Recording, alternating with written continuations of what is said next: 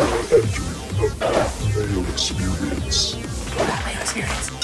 Mayo Experience. Mayo Experience. Experience. Welcome to the Pat Mayo Experience. Charles Schwab Challenge DraftKings picks and preview of you out there. Want to get into a draw for 20 DK dollars? All you got to do is smash the like button for this video episode. Leave your DraftKings handle in the comment section and tell me your two favorite plays in the $6,000 area for the Colonial this week on DraftKings. That's all you need to do. But if you're an audio listener, I don't want to leave you out of it either. What you need to do is go rate, review, subscribe to the Pat Mayo Experience podcast. Leave a 5-star review, your DraftKings handle, and say something nice about the show. Who doesn't love reading nice things about themselves? This way, you'll be in a draw. You'll be compensated for your time. It takes 30 seconds to do. It's good ROI on your per hourly basis. Probably the most money you can make per hour anywhere in the world. What would that be, Ben? You're good at math. Like $1,200 an hour, $2,400 an hour? It would be good.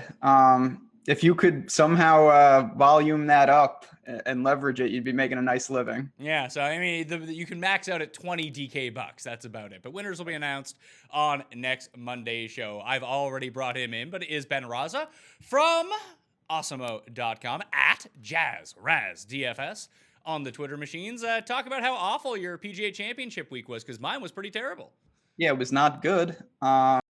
Brooks, first thing I said when I got a problem. Not worried about the U.S. Open right now, but this is unbelievable. The Spaniard problem, Sergio, both on the number, was that's what really honestly killed me. I had some things working. I had enough DJ to keep me afloat. Guys like Rio, they found a way in, but Rahm and Sergio, that +5 really hurt. So Rahm lost 1.4 strokes off the tee. It was the first time he lost strokes off the tee since the 2017 Memorial. Not good. Yeah, when he doesn't gain off the tee, obviously the rest of his game isn't as elite as you would think, considering how good he is. And then just the personal killer was, all I see is jazz all over the place. I should have started with the name recognition with our favorite Ty golfer, who obviously in a million years was I coming in, but that was impressive. Yeah, he ended up on the Millionaire Maker winning team. There's no way that I would have found myself to jazz. I think one person brought him up in the chat that we did last week, and I was just like, no. Turns out that was a terrible choice, but the rest of the Millionaire Maker winning team is a team I really could have got to. Luke List. It had Luke List, it had DJ, I had a ton of those guys. But we talked about a little bit, I think it was you and I, or potentially it was me, Gup, and Drewby, that it really looked like the 2-stud roster build was actually the way to go, and it was a good contrarian move because so few people did it, except I ended up going DJ Rory instead of DJ Brooks, and that was just the end of my week. It really was, because obviously people were falling in love. What I did, I more of that, hit that DK rate with Rahm, Ricky, Fleetwood was in the high 8s. You could really mix and match. Ultimately, that more obviously you needed to pair up Brooks and DJ if you wanted to get serious. But it's a weird, obviously, to transition into this. It's kind of odd because it's such an outlier. That course, especially Sunday, was just beating those players senselessly. So I don't know how much we can draw it into this week, but it was something to see Brooks take down another one. Well, let's talk about the U.S. Open a little bit, because Brooks is probably going to be the most expensive player, at least I would imagine at this point, and it's really hard to envision him under 30%. Is this a time we just say screw ownership? Like, if this guy's going to be playing this well at majors, at really tough tracks, that you just take him and figure out the rest from there? Or do you continue to fade? Yeah, I mean, if I can have a real good week between now and then, I'll probably be stubborn and fade him again. But I'll say this, I'm probably late to the party to reevaluate. I'm not going to let him destroy my week. So I'll probably have a position. Maybe I cancel him. I don't think I'm going to go overweight on that because I just have a hard time doing that. But instead of me saying, you know what, I'm looking elsewhere, I might take, a 20% stand. So at least I have some outs if he does what he seems to do every time. Are you sworn off John Rahm yet? Because he kind of scumbagged you at the Masters, and he scumbagged you last week. And the first time that you were ever on the show was for Colonial 2 years ago, and you won huge that week. Was Rahm a part of that team at least? No, he wasn't. I was actually sweating him. I had just a gang of clowns. I had Kisner, Sean O'Hare was great that week, Piercy. I don't know who the big guy. I think I had Spieth in terms of the top end guys, but Rahm is interesting. Obviously, he's here this week, and his game doesn't fit this course at all. Yet somehow he takes it apart with the driver. I'm not giving up on him. Him and Bryson, as we get into this, I for some reason just can't quit them. Yeah, I'm kind of with you on Bryson. It just seems like he's wildly undervalued at this point in terms of his pricing, in terms of his outright betting odds. I just don't like where he's at right now. No, he's not playing well at all. This is a week, I know we're obviously going to dig into it. I will say I'm playing some guys that I rarely, usually I'm on the fade train with them, but this is a unique course. Obviously, we have a ton of course history with it. I don't know. I find myself kind of uninterested in the top names. I don't know if it's just I don't like the spots they're in, or they're just not the guys I like to see over 10K. Yeah, it's a pretty stacked field, shockingly, for this event. Bad, yeah. I don't think that we're going to see that again next year with the way that the schedule works now. I think a lot of these players had committed before the PGA Championship was moved to May, and they're like, oh, I can just pick one of the 2 Dallas events to go to, and I'll be fine. And then I'll go to the PGA Championship, or then I'll go to, I guess, what would be the Players at this point. I forget how the old schedule worked out. If it didn't happen like 3 days ago, I don't really remember what happened. But going back to the Millionaire Maker, Paul just brought this up from behind the camera. It was that, like, the balance build was all those guys ended up just sewering your teams on Sunday, whether it was Ricky, Fleetwood, or Xander, because Xander made 5 straight bogeys to end his round on Sunday. Bryson and Rahm obviously missed the cut, and that was the popular build. But it was also that, like, upper $7,000, lower $8,000 area. Like, I had a bunch of Sergio, a bunch of Reed, and a bunch of Bubba, and they were fucking disasters. Bubba, that guy, like every time I watched him, because, he was on the feature groups, it's just incredible tee to green and then just his typical awful putting. Yeah, that was the killer. You needed to dip. Obviously, Matt Wallace was fantastic. Varner for a bit looked like he was fantastic, and then he couldn't hold on. But there was, it turned out that, pairing up those 2 high-end guys was the way to go. Yeah, but just like, I guess Woodland and Scott were the 2 from that range that you needed to get to if you're going to figure it out. And I had Woodland. I did not have Adam Scott. I had some Adam Scott, but it was paired up with some real Sergio was just that really killed me. Just shouldn't have missed that cut. And as you saw, when you make these cuts, it's like a new tournament. Especially there, if you get out early on Sunday and you shoot like Woodland did, 1 or 2 under, you move up 30 spots without doing anything. Well, I'm just looking at the strokes game putting for the week. Someone named Rod Perry was last, and it was Bubba, Ann, and Sergio. 1, 2, 3, minus 6.8, minus 6.3, minus 6.1 strokes putting. Just like make 2 of those. Just have minus 4 and you're fine. Yeah, Sergio missed a couple of ridiculously short ones. But Bubba missed the putt on the number on the last hole from 3 feet. That was just a dagger. Sounds dangerously about right. And then on the flip side, do you have it in front of you? How many did Spieth gain? I know it's a ton. How much would you guess he gained? 8 to maybe, I don't know, 8, 10, 12-ish. 10.6. Yeah, that's Effie Barnrat level absurd. Like, every Sunday especially, they would go to him and his third shot would be in the fairway. And I'd be like, oh, wow, Spieth's in trouble. And then he just hit it to 15 feet. I'd be like, all right, Spieth's probably going to bogey it. Just every time fist pump par. It felt like he did that legitimately 5-6 holes in a row. Yeah, he gained 3.4 more strokes on the greens than any other player in the field because second in strokes gained putting, Luke List. That's always fun. Well, that was his moment. I feel honestly, I'm sure he's pumped, but at the same time, if he could have just saved that for a field, not a major, he probably would have won an event with 7 strokes putting. But yeah, Luke List, it was somewhat impressive to see that. He didn't get in the Masters though, right? No, he missed a putt on 18 to get into the Masters. That might save us money in the long run. Probably. Maybe he'll play well enough that he'll get him. Maybe he'll win like the Sanderson Farms or something like that.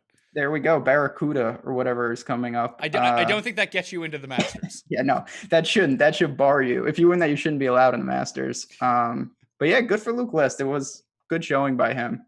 Yeah, he saved my week with his top 8 finish. It paid 40-1, so it was like, whoa. There it is. And it's not like it was a good week, but not having a big 0 on the board was pretty nice. Let's jump into this though. Colonial, the course itself, it's a very short course. Driving distance, unless you're John Rahm, it seems doesn't really matter.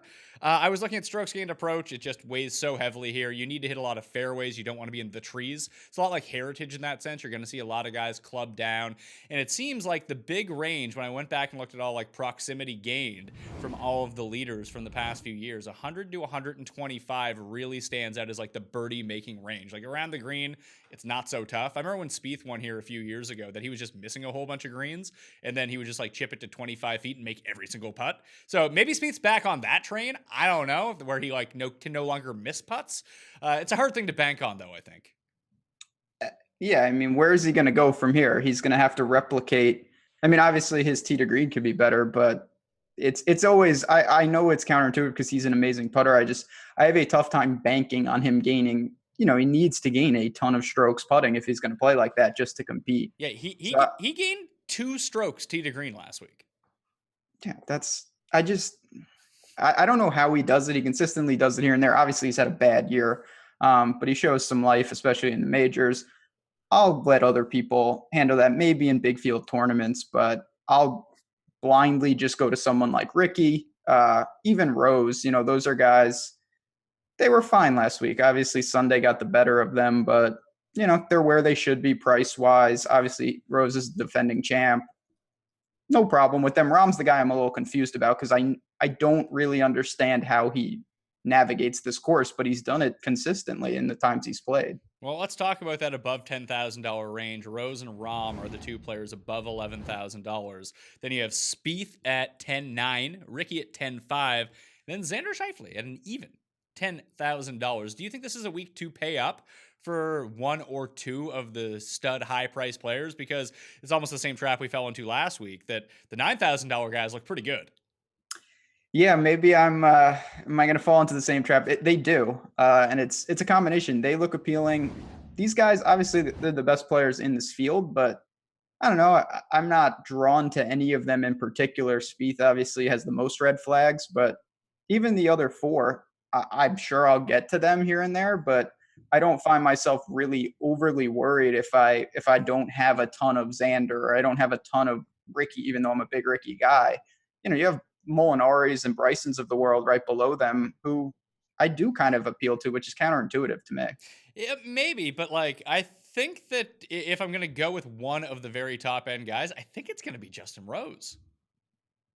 I mean, all in all, I think he's the best player, good with the irons. Obviously, he's the defending champ. And the hiccup at the Masters, other than that, I know he's had somewhat of an erratic year, but that really was just such an outlier. He came back, responded at Wells Fargo. And then last week, he was in the middle of the pack like a lot of guys. So I have no problem going to him. Obviously, he's an incredible player. And I think his game, all in all, is one of the better when you're just looking at what you need at Colonial. Yeah, he's going to dial it down a little bit. He's going to hit a few more fairways. And even when you look at that key range that I talked about, 100 to 125, he's 10th in the field over the past 24 rounds in proximity gain from that range. If you look at the other 5 guys, like Rahm is 35th, Spieth is 106th, Ricky is 83rd, and Xander's 29th. I guess he would be the other one that you can consider. I just think, and now we're going to be back talking ownership again, which I was really hoping that I wouldn't get into. I just don't see a lot of people paying up for Justin Rose, to tell you the truth. There's just so many options. I don't see that either. Obviously, he'll garner some ownership, and we'll see as the week goes on.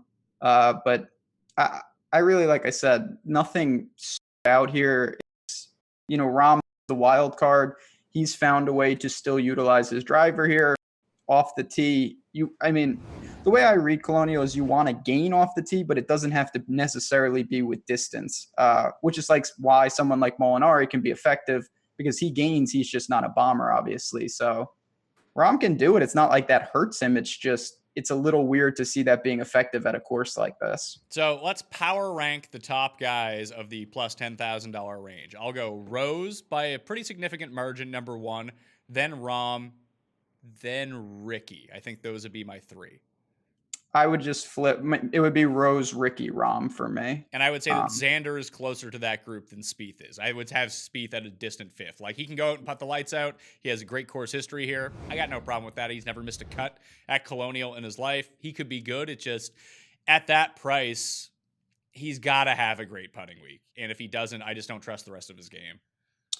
I'm with you. And at this price, Spieth progress, if he grabs a top 10, that still may not get it done. Obviously, you need a really good showing, and he's been obviously pretty bad this year. So I'll let other people go there.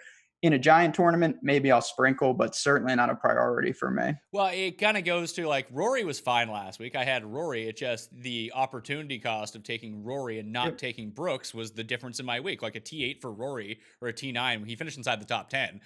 For his price, it's fine. And if he was the only one of the big guys to finish inside the top 10, it would have been a great pick. Unfortunately, two guys around him finished 1 and 2. So if you had Rory, you were basically toast. And that's how I can see it working with Spieth this week. He could be like T12, but I could see 4 of the other guys finishing ahead of him. Yeah, and this is obviously it's a little smaller field, so it's the chances that Spieth for some reason survives some type of cut carnage and some of these guys get knocked off seems incredibly rare. So I'm with you. Not really going to mess around with that. There's so many other options up there. Well, how do you approach that? Does that factor into your decision making at all, with the Colonial being an invitational? It only has 122 players in the field, which is smaller than your average tour event. Like, we had 156 last week. Sometimes you'll get 144, 132. Just a higher percentage of players make the cut this week. Would that lean you more towards a Stars and Scrubs riskier lineup? Like, could you have a team where you have Rose and Rahm? I definitely think it yields itself to being a little more aggressive. It doesn't have to be with Stars and Scrubs, but just different types of builds. I'm more apt to take someone who's a little dicier. And then on the other side of it, it makes polarizing chalk a little tougher just because the reward is lower in the sense that, when you fade, or at least when I do, I'm hoping that they get cut, obviously. The chances of anyone getting cut in this is a lot lower. So the payoff, if you really get it right, can still be there. It's just tough in 120 something field to ask a lot of these top end guys to miss the cut. That probably is not going to happen.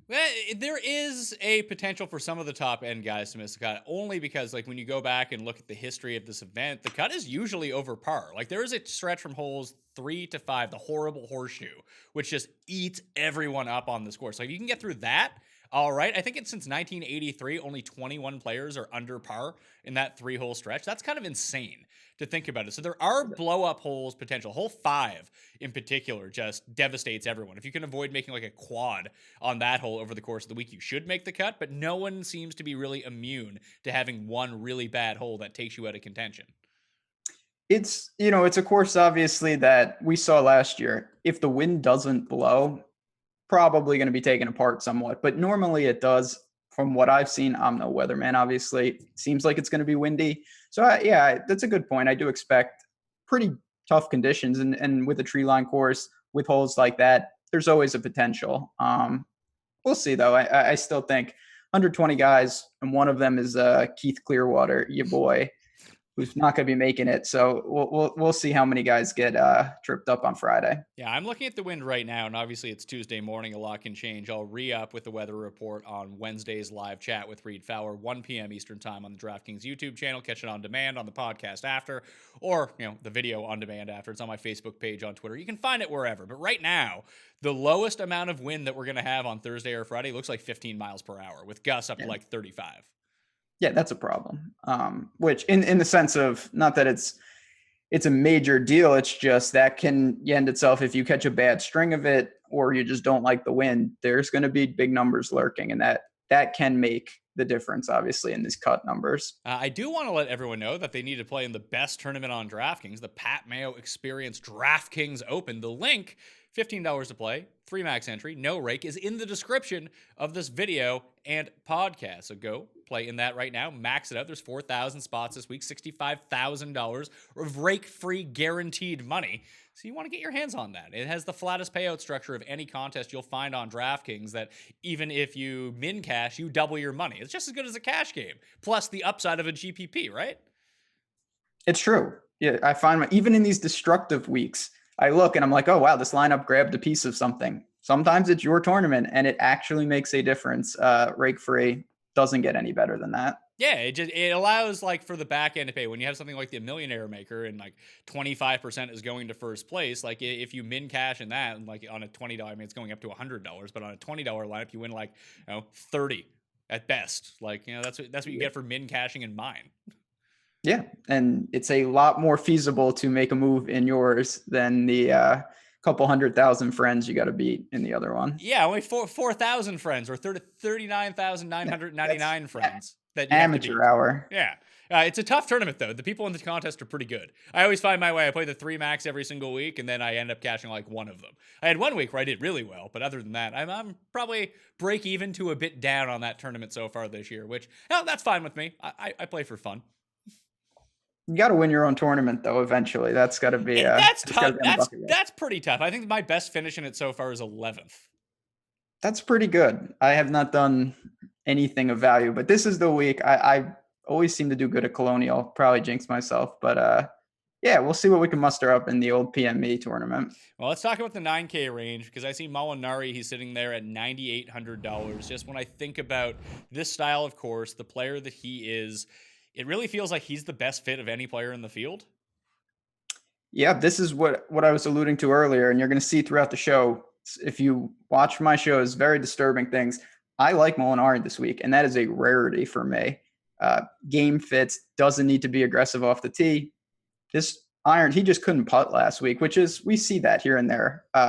Then we see him get crazy hot sometimes when I don't need him, but that's neither here nor there. Great iron player. Price is very reasonable. So I don't see many red flags with this guy this week.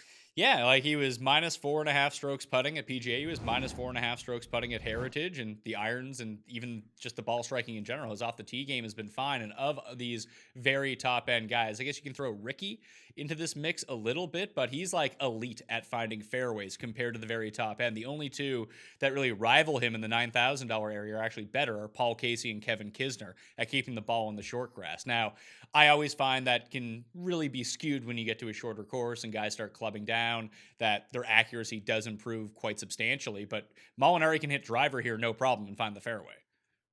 Yeah, that's his. I mean, he's a guy that you look at strokes gained off the tee. He gains, and it's certainly not with distance. So this fits into what he naturally wants to do.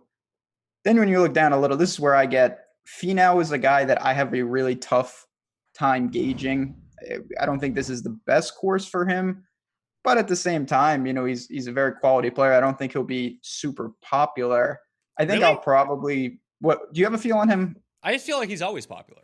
He is always popular, but he hasn't been. I don't know. There was a stretch there where it was just like everyone was playing Finau. He was paying them off time and time again.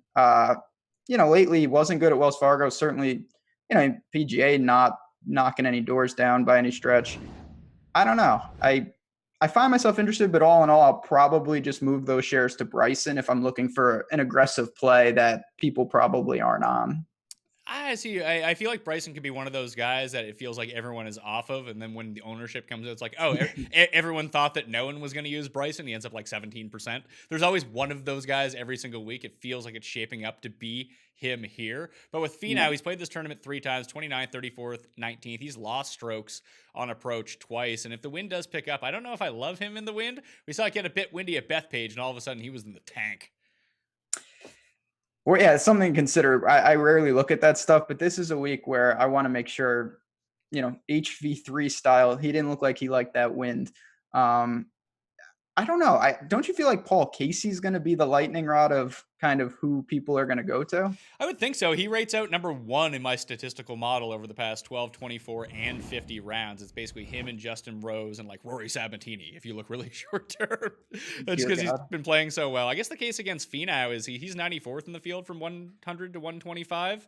That's like him and Spieth are the two that like kind of struggle from that range. Poulter is the other one above 9,000, at least in terms of recent form. Everyone else is pretty good. And Paul Casey just rates out pretty consistently across the board. Like he's second in ball striking. He's first off the tee. He's 4th in fairways gained. He's 7th in approach. He plays par 4s really, really well. He plays these 175 to 200 yard par 3s really well that I'm going to have a tough time talking myself out of Paul Casey. And Maybe you're right. Maybe everyone kind of has that problem. I don't think he's going to be a lightning rod. I just think everyone's going to like him. Like, you're going to see so many lineups start Molinari, Casey, I think. For the balance builders, that's definitely going to be popular. And I see it. He's a very safe play, but if you're looking at pure upside, I'm still I know Bryson is not playing well. And I know I'm kind of talking out of both sides here, but in a way, I kind of like that he got cut in the sense that I don't know how useful it is to play Saturday and Sunday and shoot more awful rounds and get beat up in the wind. You know, you get a fresh start. Maybe it's a hard reset, and he gets here where he's a little more comfortable. So the other guys here, Kisner, Poulter, and Louis at the bottom of the $9,000 range. I'm trying to wrap my mind around Kisner. He's won here before. This is the sort of course that really plays to his style. He's going to hit fairways. He gets to hit wedges into everything. My eyes just keep going to Louis. Dear God. That's scary stuff because, like, there's certain courses that you can look at that I think do correlate a little bit with Colonial. It's like Sony, Honda, Valspar, Wyndham, just these shorter courses that pop up from time to time, Heritage. And Louis just has a decent track record at a lot of those places. Yeah, he was great at Valspar. Really atypical way that he did it with his chipping. His irons just, I don't know. They haven't been good for a while now. I worry a little bit about that, but he was good here last year. That was his best irons in a long time. Just looking at the stats right now.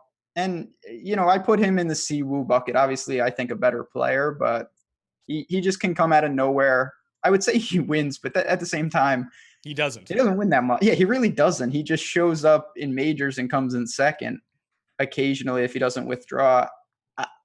For me, he's purely an ownership play. If Louis is low owned, I will have some because I do like the upside, but I just have a tough time gauging the guy. You never know how he's really going to play. The one thing that is pretty consistent with him is that he does find the fairway quite often, and he's another one of these players that, like Paul Casey, like Molinari, can use driver and continue to be accurate, and what he gives up in length isn't going to be that big of a deal here. So if we look at the entire $9,000 range, I go Molinari, and then I go Casey as my 1 and 2 in terms of power rankings. Then I'm probably torn between that Bryson, Kisner, and Louis sort of tier. I'm going to cross off Finau. I'm going to let other people, if Finau beats me, that's fine. Probably not going to play Poulter, although he's played well at this course, and a shorter course tends to play well with his strengths. Should I go with Bryson? Should I let Bryson hurt me again? No, come on the Bryson train. Okay. It's gonna be all right. I really think that. I mean, this guy, I know this is getting old because I've been saying this to justify playing him, but he had a stretch. It wasn't that long ago where he was unbelievable. He was winning tournament after tournament. And yeah, recently it hasn't worked. Just pretty blah with the irons, but I think he finds a way, keep it in the fairway. He can attack. Wind's not going to bother him. He's got Texas roots. You know, he went to SMU. I have no problem at a depressed price point and maybe a depressed ownership with him.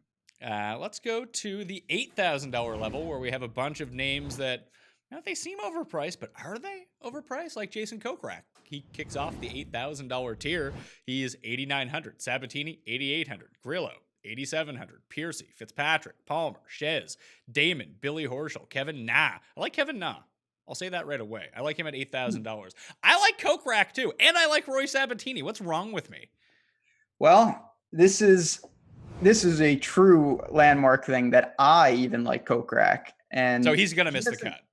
Oh no, there's 100%. He hasn't missed a cut in a extremely long time.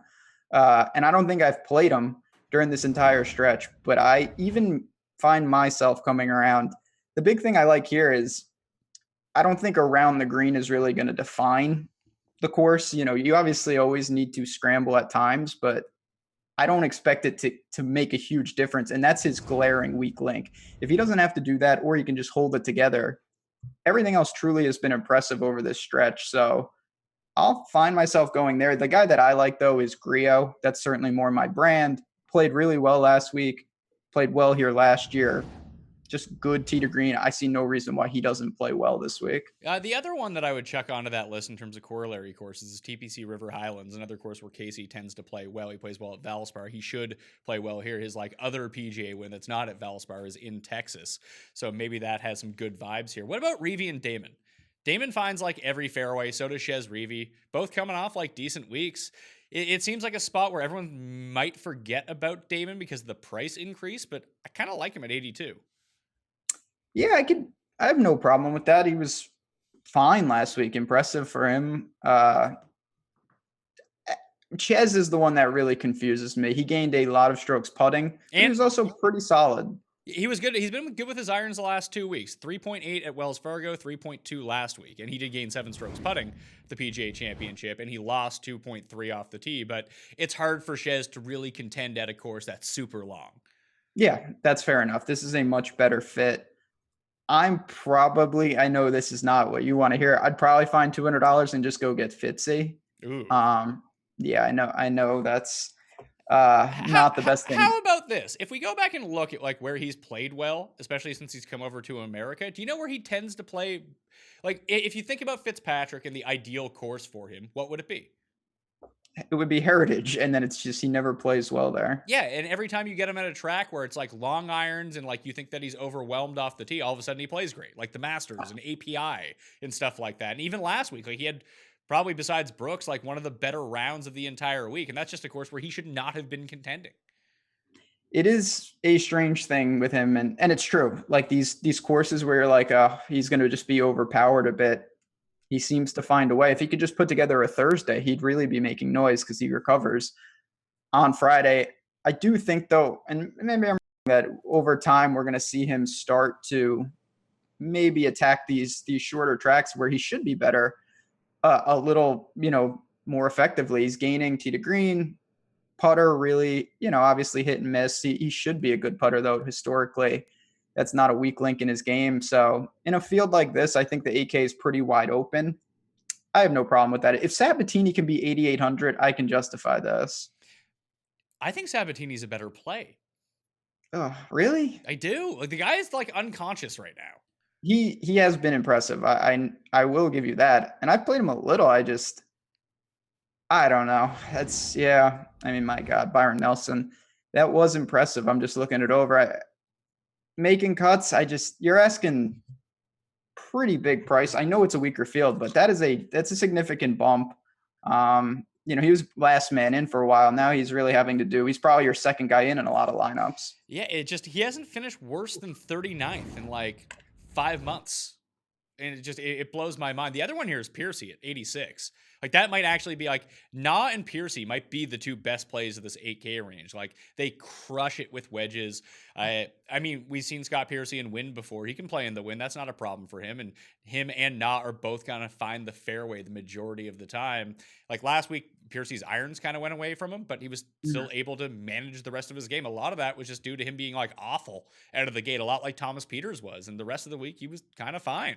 He had a second and a third leading into it. He didn't make a bogey at Byron Nelson. I can't judge how popular he's going to be at this price, but if I give up on Kokrak and Sabatini, like Piercy just might be the guy to push on. And that can get a bit dicey because it's Scott Piercy. And I do like him at the Canadian Open this year too, where he defends his Hamilton title, where he was last played in 2013. But he's just striking the ball really well right now. And the results have been impressive. They have. Last week, I kind of got, as the week got closer, a little off him. I had none. And his irons. Were you on him? I had 0% Scott Piercy. I just thought he was going to be too chalky, and he was too chalky, but he made the cut, so it was fine. Yeah, and like you said, his irons did cool off, but the rest of his game was very impressive. He's going to get the price, obviously, a bump up here. Do you have him at, what about Griot? No dice? I just think a lot of people are just going to like, I might just bet Griot. He's like 60 to 1.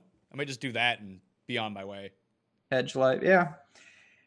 I see, for me, I find myself more apt to go to him. I just feel like if I'm going to take a guy who I worry about their putter, I feel a little more comfortable with Griot. And Piercy I think that the time to have him was Byron Nelson. I'm going to kind of sell those shares when I can and not try to hang on too long. What do you make of Kevin Na? Honestly, I mean, the thing about Kevin Na, and we haven't talked about the other guy, I really like Sneds, and he's only $100 cheaper. So do I. We'll get to him. Okay, fair enough then. Yeah, I mean, Kevin Na, we saw last year, good. This course should fit his game. Can be crafty, timely putting. the form is a little spotty, but heritage he was good at, and I certainly see the correlation here. I find myself, like I said, he's certainly, there's a couple other guys in this little range that I like, but he could get in the conversation. I get the merit of playing him. Yeah, so let's talk about the 7K guys because I really like Snedeker as well. I ran my model on fantasynational.com, which everyone can go do if they become a member right now. You can wait whatever you want, research whatever you want. And it's funny because Snedeker and Nod don't rate out really well for me, but it's more of a gut play on Snedeker that these are the types of courses that he does well at. Like if he can get the irons hot at all, this sets up perfectly for him. And his irons were kind of on at the PGA Championship. He had a bad first round, and the final 3 rounds were super sharp. He gained over 7 strokes tee to green. He had a bad week putting, which is very atypical for him. We're back on bent grass, his preferred putting surface over the past 2 years. Everyone will always talk about how good he is on POA. I bet him at 60-1, and if this does turn into whether it becomes a birdie fest or the wind does pick up, I feel like he can play in either sort of format. I agree. You mentioned Wyndham a little while ago, obviously won there. And this guy, you take out the Masters, fine stretch of golf he's playing, always going to be crafty around the greens. Irons look good. Off the tee is not his strong suit, but here it's more about don't make a mistake. And I think that's when I want to target Sneds, that's the blueprint. So this is a guy, I was immediately drawn to him. I think I like him just in general a little more than you do. I always play this guy with mixed results, but 7,900 in this type of field, I don't see any reason to be scared away from him in this spot. Well, the other one who's sitting right there is Zach Johnson. He's won this tournament twice and is like under the radar playing okay. He just can't putt for whatever reason. Oh boy. I'm trying to give a little. I've said Molinari, I said Kokrak. I don't know if I can do all 3 of these guys that I hate to play in the same week. Consistently gaining with the irons. There's no doubt. This is where, for me, I'm starting to get a little aggressive. I kind of like Ty Hatton, who's in the same range. $100 less.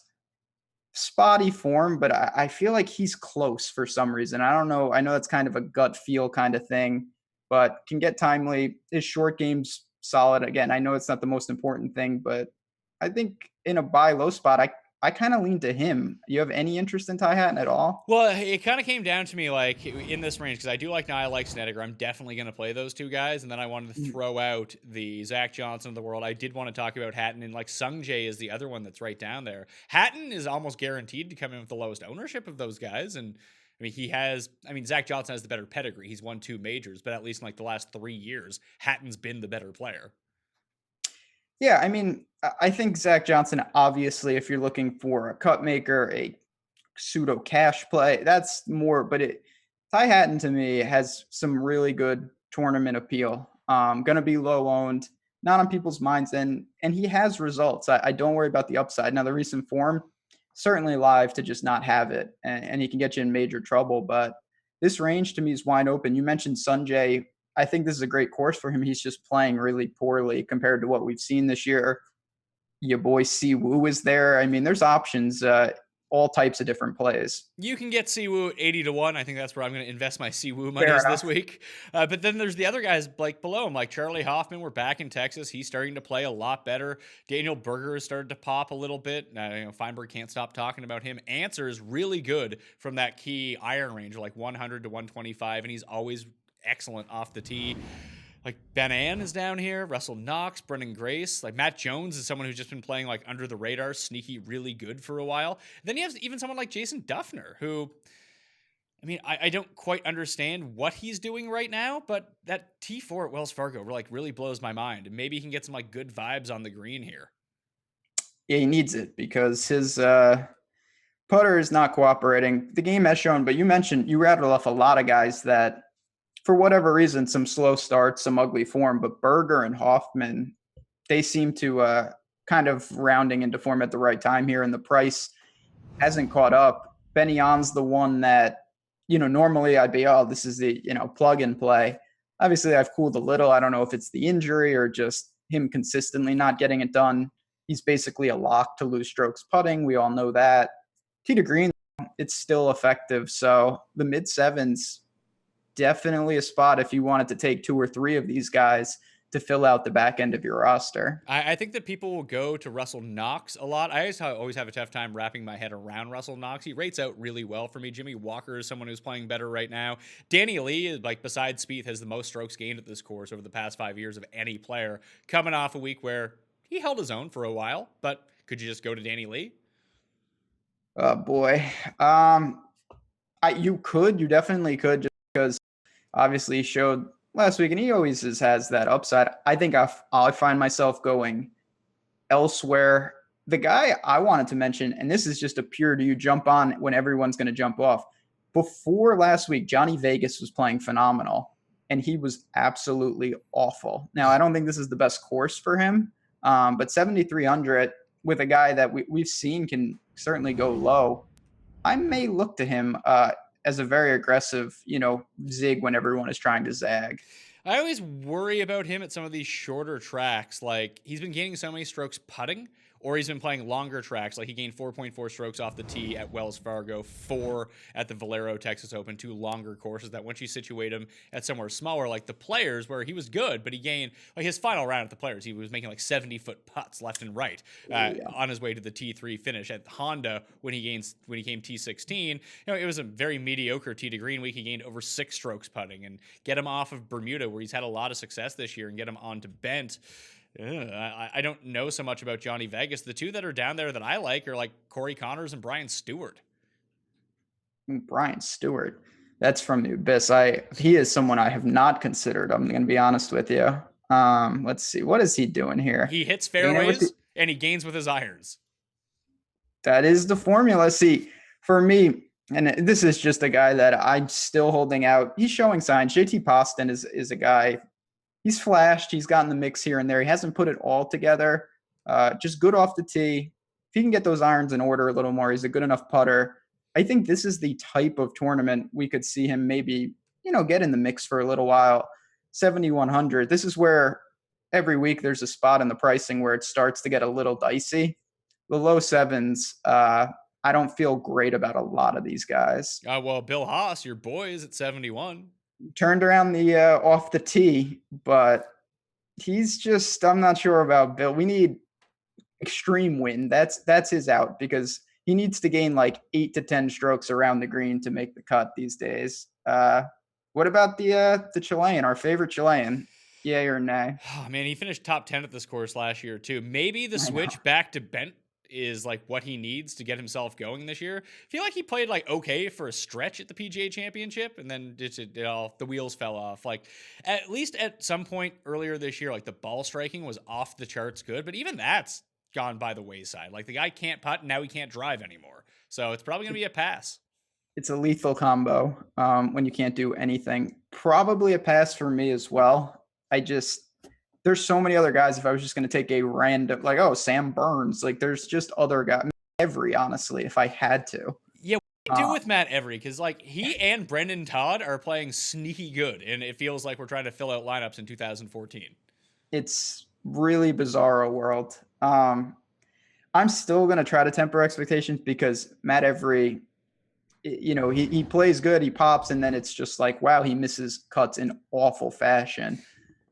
Having said that, this is a range. If you're looking for someone who can just pop and get in the real mix, if you're looking for that upside, he's towards the top of that type of list. When you factor in safety, there's a few other guys that I feel better about making the weekend. Well, like, even if you look at where he's played well so far this year, you have like Sanderson Farms, RSM, AT&T, Puerto Rico. Those are 4 of the shorter-ish courses on tour. Then you have Byron Nelson, which is long but didn't play long because there's just it's rollout and fairway, and it really wasn't that big of a deal. And he came second there. The places where he's missed the cut, Corrales, Wells Fargo, and API, 3 of the longer courses on tour. So maybe if you get it around like 7,200 yards, that's what you're looking for from Matt Every. I'm not going to lie. Obviously I always have a decent idea of who we're going to touch on. Didn't think Matt Every would come up this week. Yet I mentioned him. Don't know how that really happened. I'm going to have to consider him. I really am. And that just, this field, it is quality, but I think it, like most of these, depth becomes an issue. And you work down here, you're not going to find a ton to like. I think it's going to be Connors and Stewart, like I mentioned for me. They're both top 10 in that key proximity range, too. Like, Connors was top 10 at this event last year. He was actually good at the PGA Championship. Dude just legit couldn't putt. Same as Max Homa. Max Homa lost like 8 strokes putting by the time it was all said and done. I kept playing him in head-to-head matchups, and it finally paid off on Sunday when he made, like, it's not even that he was making putts, it's just he wasn't missing 2 footers anymore. So that really ended up paying himself back off when it came down to it. That makes all the difference. One last guy in the 7s, and he's a Texas guy. Him and Spieth are boys. Hickok? Kramer Hickok? Yeah. Any love there? I played him as first-round leader at Byron Nelson. I believe he was second. He got me a split when all was said and done. Came T17. Striking it, he struck it great there. Was good at Corrales. Hasn't, put it all together, but he's making cuts. I feel pretty good about him finding the weekend for you. I think that I wish he was cheaper.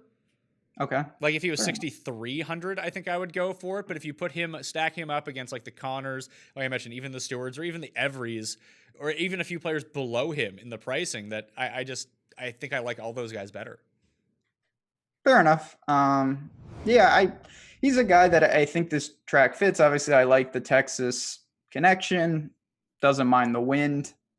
And I don't know. I'm interested to see what you say when we get into the 6s, because I see a couple guys I like, but all in all, I'm not sure how low I'm going to be able to go. See, I think you can go really low here in the $6,000 area if you really wanted to. I think the one that stands out, at least statistically, above everyone else, there's actually 2 guys in the 6K range. One is KH Lee, who seems perfectly designed for this course and has played well at some of the shorter tracks that we've seen so far. Like, if we open him up here, we remember they kind of broke out a little bit at Honda, where it was a high emphasis on hitting fairways there. But he was 7th at Honda, 14th at Valero, 48th. Like, he's made basically every cut since the Genesis. He seems to always have one bad round, and that's the death of him. And the ball striking has been off a little bit, but he actually rates at 16th by the key stats. He hits a ton of fairways, the best player in the field from that key par 3 range. And the other one is Taylor Gooch, who we haven't seen since the Players when he got hurt, but he was rolling for a while, and no one's going to use him because he's coming back after 2 months off. I don't know how rusty he's going to be, but I find him very intriguing. Interesting. Yeah, that's one. You're either going to be too early or you're going to catch him at the right time. I have one guy in the 6s that I actually really like, and it's Sean Stefani. Really? He's in the middle of those 2. He is low-key striking it phenomenal with the irons. Was good at Wells Fargo, Texas good at Byron. Guy. Texas guy. Gotta go Texas guy. Yeah, gotta go with my Texas connections. I can't wait for my chat this week and be like, they'll bring up every person from Texas who's in the field. Be like, but he's a Texas guy. That's all you need to justify it, right? Simple as that. Again, at Valspar, he gained a boatload with the approach, and he's low-key had a decent year. I think he's trending upward. Last man in. I'm going to be on him. I've played him a bit during this stretch, and I see no reason to jump off now. I can get behind that, and he might make my first-round leader cut as well. The other guys that I was kind of looking at, the Gim Reaper, Doug Gim, U of T guy, Texas fella. He was 12th. That's all you need. 12th with Byron Nelson. I mean, he was a highly ranked amateur. He could play well here. He's on a sponsor's exemption. Where are the other ones? Boo Weekly? I can see myself going to Boo Weekly. He's won here, hasn't he? He's won here twice, I believe. He's $6,400, and like he was no joke at Heritage. He was good. Boo Weekly. He's played twice on tour this season. He was 35th at Puerto Rico. He was 25th at Heritage. And like at Heritage, the only reason he didn't finish higher is because he lost 3 strokes putting. He gained 8.4 strokes tee to green. Like these sort of courses are his wheelhouse. He's going to hit the fairway. He's going to be sharp with his irons. Can he make an 8-foot putt? Maybe not, but he's $6,400. Yeah, you don't need that much. This is what I'm saying. I don't see it. Adam Shank, he's a guy, 6,500. I feel okay. Isn't it weird that Brandon Steele isn't at a place here? Like if 6,500 and I have no interest. Yeah, he's just been sad. He's been piss poor. Just bad. I really. Oh man, am I gonna get sucked in by Wyndham Clark? He's another one that I look to, but the more I looked, I just don't think this is the best spot for him. Does too much with the driver to really be effective. I was looking at Scott Brown as well. You know, he's a guy who makes cut. He's a guy who misses cuts or comes inside the top 10. That's sort of his MO. Like so far this year, he has 1, 2, 3, 4, 5, 6, 7 missed cuts in 3 top 10s. And they're all first round leader type guy. Yeah, like, and it's odd because he actually played the short courses really, really poorly. and he's played the long courses really, really well, which I guess that takes him off my player pool. Ryan Armour was the one I was talking about at $6,100. Yeah, that's just too low. I mean, But Carlos he Ortiz, hits Jesus. he hits every fairway, and he is awesome with his wedges. He's the type of guy that where I think his value comes in is that it's a unique build. So if he can get through, he can give you a build that you can't get without him. So say you're like, you know what, I want to start Rose Rom. Yeah, exactly. Like that. That's the Rose Rom build right there. Yeah. And you're just banking that those two carry it enough where it's pertinent that you need both of them. And then there's limited funnel options towards the bottom. I mean, Swafford, Wawrinski, these are guys I'd have to go with Armour if I had to pick someone this low. Man, Chesson Hadley's down here. Yikes. Didn't even notice that, but don't think I can get there either. So if you go Rose, I had Rose Spieth. I don't want to do that. I want to go Rose Rom. Don't do that. Rose Rom, weekly Armour. Then I have Then I have $7,400 left for my last two guys. I'm dancing. I won. I've already won. You really you don't even need to fill out the other two. So by the stats, just when I go to the Fantasy National modeling and project stuff out, Boo Weekly actually ranks inside the top 20 of all players in this field based on what I'm looking at, but he has a very limited sample, so you have to take that with a grain of salt. Nate Lashley is 21st. Carlos Ortiz is 18th. Carlos Ortiz, low-key maybe just a smidge, but I don't know how low I want to go here. $6,100 for Carlos Ortiz. I will say, when you're that low, the price, I kind of just said this with Armour, it becomes even more pertinent in my mind just because you don't have many options. And if you want a specific build, you're going to have to do it. There's not that much big of difference between him and the high sixes. There's just a couple more options. Do I dare say this is the last guy? And this is totally counterintuitive. I know his irons are literally garbage. Bo Hostler, dare I say a Texas kid, made the cut last week, made 3 straight cuts, hasn't been making any noise on the weekend. I always kind of still trend to him just because he can get so hot with the putter. Ooh. Look how bad the irons are, though. Like, dangerously bad. Like, if I was going to go with a guy like that from down here, like Mackenzie Hughes is someone that you could go with. Like, he's had a run, like he had a bad run, but then he was like 13th at Valspar, 2nd at Corrales. He made the cut at Valero. He made the cut at the Heritage, and like Wells Fargo and Byron Nelson were not his jam, but he's still gaining with his irons. He's just losing a ton off the tee. But at these shorter courses, he's gaining off the tee. Yeah, your boy. Save him for the Canadian Open. Yeah, I don't know about that. Yeah, maybe not. I know this is not what the show's about, but where's Graham Dillette? He's just hurt. Just permanently hurt? Well, he has like the same back injury that Tiger had.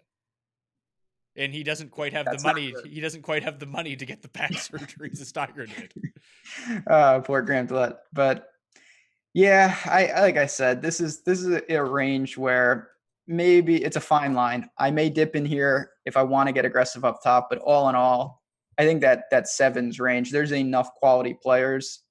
You can kind of end there and feel a lot more comfortable. Well, what do you think the most common starting two is going to be? I do think it's going to be like Molinari and Casey. And if that's the case, like no one is getting to this range. And that means very few people are playing Rahm or Rose, which I think that the discussion we have here about these bottom end guys are if you do want to play one or two of the very top end players.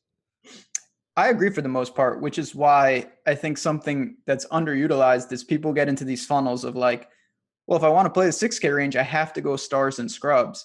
And there's other ways to do it. You can go high. I call it like a hybrid balance where you take, you start Molinari and Casey, but you also take, I'm just doing this in my head. I don't know if this math will work, but like Bryson and another top endish guy. And then you take a couple in the sixes. So you're still omitting the top range and you're still dipping into the bottom.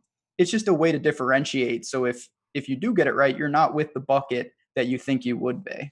So playable guys in the $6,000 range for me. I'm going to say KH Lee, Kevin Streelman, who we didn't even talk about, but just this is the perfect kind of course for him. Hit some fairways, hit some wedges, maybe make some putts, you're going to be good to go. Doug Gim, I think, will end up making my player pool. Vaughn Taylor has a very good course history here and having a sneaky good year at 6,700.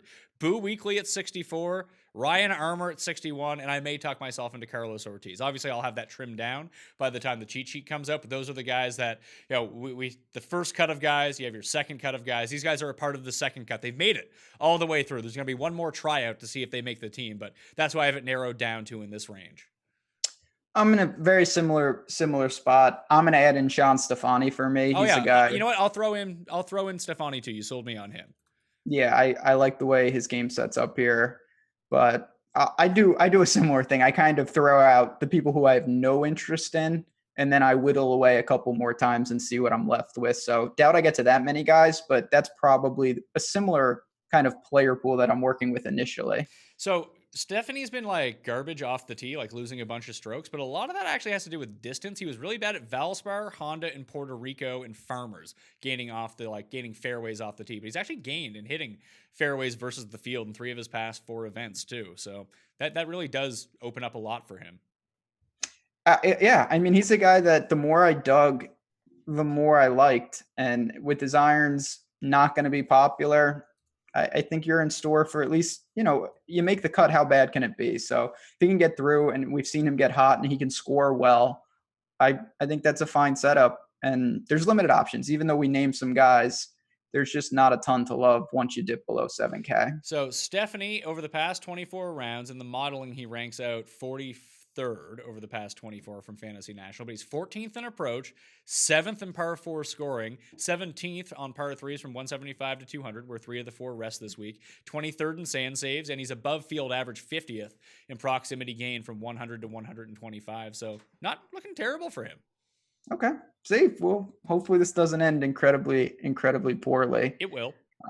Most likely, but what are you going to do? At least it'll be death by a new guy instead of just Brooks ending my week. I'm just trying to see if just from the past, and he typically gains in that 100 to 125 range. I wonder how he's done it this course from that range before. Charles Schwab, 2018. He was awful from that range last year. He did make the cut last year, though, so that's good. Let's see, Fort Worth, 34th, 19th, 42nd in his other appearances here, and gained all 3 times from that range. So yeah, let's do it. Let's fire up some Sean Stephanie. Boom. Put it on the board. Yeah, I mean, that's a week. I think this is one, and I mean, this is more your side of it. Doesn't it feel wide open in terms of like betting? I feel like if this top end range, you could see another first time winner come out of nowhere in this type of event. The thing is, I can't figure out who it's going to be. Like, so far this week, all I really have, like, betting-wise, I bet Ann and I bet Siwoo Kim. They're 80 and 100 to 1. And I bet Snedeker at 60 to 1. And I'm still trying to figure out what I want to do. Do I just want to stick down with the Kevin Nas at 90 to 1, or even a Zach Johnson at 60 to 1, or a Griot at 60 to 1? Or do I say, fuck it, like, Molinari's probably going to win. I'll bet Molinari at 16. Yeah, I think it's that range you talked about, though. It kind of correlates to the 7s on DraftKings, the answer-esque types, where maybe one of them, Damon's a little more expensive. Maybe they break through. I'd love it to be Benny On. I just don't know where his game is at. Hopefully.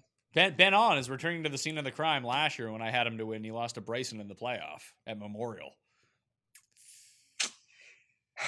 Bryson. Maybe it'll be Bryson. Watch. He just comes back from the dead and just wins. He wins 10% of 15% of the events he plays, and he just misses more cuts than you'd want from that type of player. Well, he's 30 to 1 this week. Like, that's actually a really appealing number. Yeah, because his win, I'm a kind of, and maybe it's off base, but I don't think his win equity is really affected, even though he's playing poorly. I think he can still get there. And if he puts it together, I certainly trust him a lot more on Sunday to close the door than even guys. I mean, obviously Paul Casey's playing very, very well. But I don't know. Bryson is he's an incredible player, especially when he's on. Now I know it's a big question mark where his game is at, but I'll roll the dice more often than not. Yeah, so you can get Piercy at 50, you can get Shez at 55. It does. I remember when Kisner won here, it's that makes so much sense that Kisner won. I think he won at 28 to 1 or something like that 3 years ago or 2 years ago, whatever it was. And it was his final breakthrough win. Really wish we saw Luke List this week. I'm not going to lie to you. Ride that momentum, Luke. Yeah, Luke. That feels, see, when you talk about that, to me, it speaks to Sneds particularly. Well, Like, I hope you're right. I hope I'm right too. Doesn't it feel like Sned? I mean, I'm looking at obviously course history, second in 2015, but this just seems like a course he would excel at. There's a lot of guys like that, but him in particular, I think stands out. Damon's the one that I just keep staring down. Like he's 66 to 1. It feels like he's really close. And generally when that happens, the guys either like fall off a cliff. Kokrak's kind of the same way, and Sabatini's kind of the same way. Like it either gets to the point where they came so close and didn't do it, then they go away for 6 months, or they do get that breakthrough win. I mean, I know Sabatini's won on tour before, but it's been a while, and Kokrak and Damon just haven't. And Damon, it feels like, yes, first round leader aside, I think he has 3 of them so far this year, but he is just constantly in the mix every single week. He's been incredible. Held his own, obviously. Homa was just incredible, and there was nothing he could really do there. He looks like Raiden. That can't be a bad thing. The other two, you're right. There's always a buildup, and then you do break through, or that's kind of what I feel like what happened with List. You know, he was so close so many times, and then it kind of cooled off for a bit. Yeah, maybe he's just getting all that back right now. Maybe he's trending upwards towards a win. Maybe he'll start gaining 7 strokes putting every single event. That'll make it a lot easier. It should. There's no doubt about that. I would love to see Dahmen break through. I mean, it seems like it's a matter of time, but we say that with a lot of guys. I think a lot of people said that with Neiman, me included, and look where he's at. Yeah, if I'm going to bet anyone from like way down this list, I'm just looking at like the mid 150s, Boo 160s. Weekly. Well, I actually did bet on Boo Weekly. He's 400 to 1. 400 to 1? Yeah, that seems worth it, doesn't it? That's extreme. Yeah, I didn't think guys were that high anymore, to be honest. Usually they aren't, but you know that's worth my $5. That's worth my $5 each way to pay $2,500. A quick investment of $10. I'll take that.